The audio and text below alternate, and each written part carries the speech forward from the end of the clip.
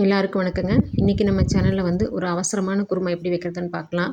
இதுக்கு தேவையான பொருட்கள் வந்து பார்த்திங்கன்னா, தக்காளி, தேங்காய், பொட்டுக்கடலை, மிளகாய் இதெல்லாம் வந்து அரைக்கிறதுக்கு, வெங்காயம் வந்து தாளிக்கிறதுக்கு. அடுப்பில் வந்து ஒரு பாத்திரத்தில் எண்ணெய் ஊற்றி காஞ்சதும் சோம்பு, பட்டை, கிராம்பு போட்டுக்கோங்க.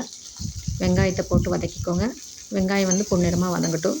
அது வரைக்கும் வெங்காயம் வதக்கிறதுக்குள்ளே நம்ம அரைக்கிறதுக்கு எடுத்து வச்சுருக்க பொருட்களை வந்து அரைச்சிட்டு வந்துடலாங்க. அரைக்கும்போது நீங்கள் குறவரப்பாக தான் அரைக்கணும். நைஸாக அரைச்சிங்கன்னா குருமா வலுவலுன்னு நல்லா இருக்காது. சரிங்களா? இது வந்து ஆறுச்சுன்னா நல்லா கெட்டியாகும்.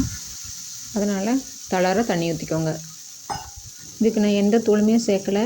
மிளகாத்தூள், மஞ்சத்தூள், சாம்பார் தூள், மல்லித்தூள் அந்த மாதிரி எதுவுமே சேர்க்கலையாது. இது ஒரு ப்ளெயின் குருமா. அடுப்பை கையிலே வச்சுக்கோங்க. அடி பிடிக்காமல் நல்லா வந்து மிக்ஸ் பண்ணி விட்டுக்கோங்க. கொதித்து வரட்டும். நல்லா தண்ணி பத்தலை, நான் கொஞ்சம் மறுபடியும் ஆட் பண்ணிக்கிறேன். இந்த ஸ்டேஜில் தேவையான அளவுக்கு உப்பு சேர்த்துக்கலாம். உப்பு சேர்த்து நல்லா கலந்து விட்டுக்கோங்க. இது வந்து ரொம்ப நேரம் கொதிக்க தேவையில்லை. பச்சை வாசனை போய் ஒரு கொதி வந்ததுமே நீங்கள் இறக்கிடலாம். இது வந்து இட்லிக்கு, தோசைக்கு எல்லாத்துக்குமே சூட் ஆகும். நம்ம சேனல் கண்டென்ட் வந்து கேட்டகரி வைஸ் பிரித்து போட்டிருக்கேன். நம்ம ப்ளேலிஸ்ட்டை போய் செலக்ட் பண்ணி உங்களுடைய கேட்டகரிஸ் வந்து நீங்கள் சூஸ் பண்ணி பார்த்துக்கலாம். செக் பண்ணிக்கோங்க. இந்த வீடியோ உங்களுக்கு பிடிச்சிருக்குன்னு நினைக்கிறேன். பிடிச்சதுனா லைக் பண்ணுங்கள், ஷேர் பண்ணுங்கள், சப்ஸ்கிரைப் பண்ணுங்கள். தேங்க்யூ ஃபார் வாட்சிங்.